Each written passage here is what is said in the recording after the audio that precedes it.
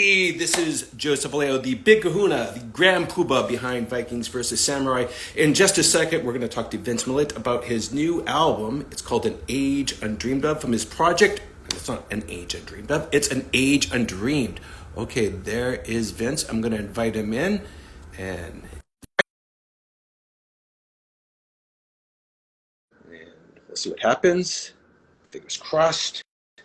Come on, Vince. Come on, Vince. Yes. Oh, Okay, that's right. I No, see so the album.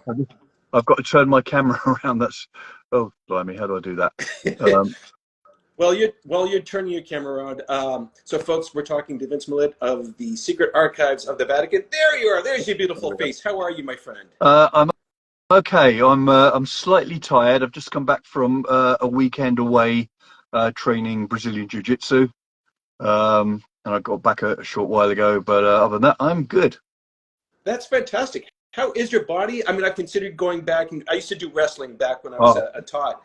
you know what I'm talking about. Yeah, I we do. actually did a lot of wrestling this weekend. So yeah. I have a friend who's my age, and he threw his shoulder out, and he was out of commission for like 6 months because of jiu-jitsu. So I'm always a little wary about doing something like that at my age, our age. Yeah, yeah. I mean, I'm 63 and I train carefully. Yeah, there's ways to do it tolerably safely. Yeah. Well, I'm glad you're back. I'm glad you're safe and sound. I'm sorry you're tired. We'll keep this very brief, but we're here to talk Hey, it's about. all good. Yeah. All right, we'll talk about your new album. It's An Age Undreamed. And first question I want to ask you before we get into the album itself. When I wrap up a project, I have a shot of it just to celebrate. I've been talking to a comic book writer online. He also does screenplays. His name's Mark Menardin. He cracks open a beer. When you put a project to rest, when you release an album, do you have a ritual? No, and mostly the reason is I'm so prolific. So this was released while I was away for the weekend, and I did a few online bits that I had all prepared, just pimping it around the various sites. But I've come home, and in the last hour, I've been making content to promote two releases that are coming out on Friday. I'm always like several ahead, so it's like I mean you're meant to keep on promoting things that have already come out. So I just get lost. I've got a spreadsheet so I can keep track of what's come out and what's about to come out, and keeping up with what I should be promoting at any time is does my head in, but it's the way it is. Yeah. So I don't really have time to kind of sit back and think, oh, that was a good one. Can't bask in the I'm glory. All right, well, I'm going to bask in the glory with you. All right, so it's An Age Undreamed, yeah, and it went out Friday. yeah, And one of the things you mentioned on one of your streams on, I think, TikTok, is that most people these days, they just release singles. But for you, and you do release singles, but for you, you wanted to release it as a collection, as an album. And there's an yeah. art to sequencing those songs, Oh having a yeah, track list. And yeah, for the listener, they can make whatever connections they have in their own mind. yeah. But for you, as the person who put the album together, what is the significance of that track list for you? Um, Okay, well, there's kind of two things there. So one of them, the way things work now, everybody works on singles, playlists, streaming, and your single tracks are for new people who are trying to entice into your world. And what you want to ideally do is turn a listener into a fan, which is a subtly different thing. And then ultimately, you want super fans, and it's the super fans who will actually part with some cash or whatever it might be for merchandise. But every so often, you batch up the singles and you add maybe a couple of tracks or one extra track or something to just add a little bit of extra, and you put it out as an album. And it's the people who are already fans who are likely to stream or download or buy those. So that's why a bunch of singles followed by an album, and it's the way a lot of people are working now. But the sequence, what I tend to do, I've got my bunch of tunes and I tend to put them in media player or whatever on my computer, and I just play it myself and just change the order and think, oh, that flows really nicely into that one. Okay, let's put those two together, and then I just kind of play until it kind of sits right. That as you listen through, and I'll listen through the whole thing as if I was a listener, and if there's no jarring, horrible jumps of feel or whatever, I think, okay, that's a good order. But the reality is, I don't know how many people will ever actually listen to it beginning to end. Obviously, some people do, but even if it's on Spotify or whatever, as an album, people will still pick individual tracks and stick them in a playlist, or pick one and play it and then move on. That's just the way the world is these days. So before I move on to my next question, we have people who are watching us. If any of you have a question that you want to ask Vince or myself, please do so. But we're going to wrap this up pretty quickly because we both have things to do. I consider myself a super fan because I purchased the album. I But did I do have a notice. question for you. Oh, you're welcome. Well, here's my question. This is what I usually do, is if I like an album enough, I go out and buy it. But after I purchase it, I will then stream it on Spotify. Oh, 100%. Yeah. Right, because I want to give the people who make this music as much money as I can.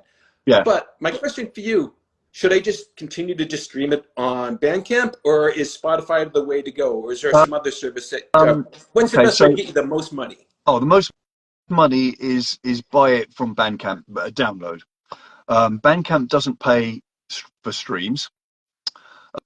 Spotify does pay a mythically small amount for streams, but in fact, because I've got so much stuff on there, I actually do have quite a steady little income from Spotify. In fact, a combination of Spotify and Bandcamp, I'm probably bringing in about $100 a month. But I probably spend, well, I definitely spend more than that just paying for promoted posts on social media and whatever. So it probably, if I'm lucky, I break even. If I'm lucky. What if we streamed it on YouTube? Does that pay you any better? They pay.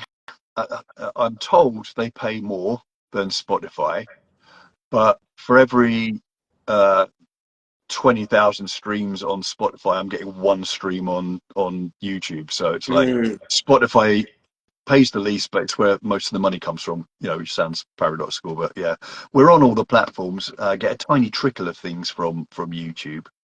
But I do like it when people go to YouTube, because I like doing the whole visual side of it. I mean, and you'll understand that, the whole visual side of the storytelling or whatever is half the fun, So I love it when people go there, even though I don't earn anything from it. But then, neither you nor I do this to earn money. Yeah, We'd sure. have died of starvation a long time ago if we had to rely on income from our art. It's like, it doesn't work that way, unfortunately.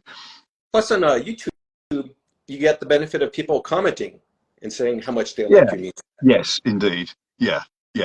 And I've had a couple of quite interesting comments and discussions just in the last few days, which actually, I mean, you'll know this from what you do. It's a long, very, very slow climb to kind of get some interest, start getting some reaction. And we've been doing it for years and years and years, but it's only just very recently we're suddenly starting to get some comments. I got my first viral Instagram post in the last few days. Oh, really? That's fantastic. Yeah. Which one? It's just a post about me going on about fake Viking music, and I stick a mention of the album on the end of it. And normally I get, I don't know, I might get 200, 300 views of an Instagram post. This has just gone past 20,000 this afternoon. Yeah, out of the blue. And I've looked at it, and on TikTok it also went about double the normal amount. So there was something in that post that the algorithms liked. And I've looked at it, and I'm talking about something I've talked about before. The hashtags are the same as things I've used before. I do not know what it is, because if I knew what it was, do it again. I would do more of that. Yeah. But anyway, it's just interesting observing it. But I've got a load of conversations going. A couple of people, actually, somebody did pull me up on something where I contradicted myself, which is fair enough. But most people go, "Oh yeah, finally somebody's saying it." Right. So I just keep the conversation going, because that helps the algorithm. So if you get comments on what you do, answer with a question, get a conversation going, because that tells the algorithm, oh, this is of interest to people, and then they'll probably share it with more people. So it's a whole game. All right. Well, I'm going to help you along. I'll ask a question on TikTok and on Instagram, and anybody else who's watching this, they should do the same. Let's help Vince out. All right, before we bring this home, I just want to let everybody know that Vince was also kind enough to lend his voice as one of the characters in Vikings versus Samurai. You are Roderick, the blind Viking shaman. So thank you so much for that. And thank you for giving me that 1 minute of music, which I've been reusing over and over again. Oh, yeah. I can churn that stuff out. So if you want more 1 minute bits of music, and if you like the kind of metal end of things, I can churn that out for you. Just let me know. Oh, I'm going to hit you up. All right. So before we go, I always ask this question, but if people want to keep tabs on you, they want to hear more of your music, where's the best place to find you online? Okay, I would say most people, whatever their favorite platform is, we are on there. We're on all of them. So if you like the visual side, yeah, YouTube. And in fact, YouTube is good because things go on there like weeks ahead of actual release on the other platforms. Spotify, obviously, we've got the entire back catalogue, but so have all the other streaming platforms. So basically, wherever people get their music and are comfortable with, we're already there. Fantastic. All right, Vince, thanks for taking time to talk with us. Everybody else, if you want to check me out, go to Vikings VS. I don't know what I'm doing here. VikingsVSSamurai.com. Find us on Instagram, TikTok. I'm just like Vince. I'm all over the place. You can find us. Vince, glad to have you back. Yeah, thank you very much. I appreciate it very much. Pleasure is all mine. All right, I'm going to do this nerd thing and click out.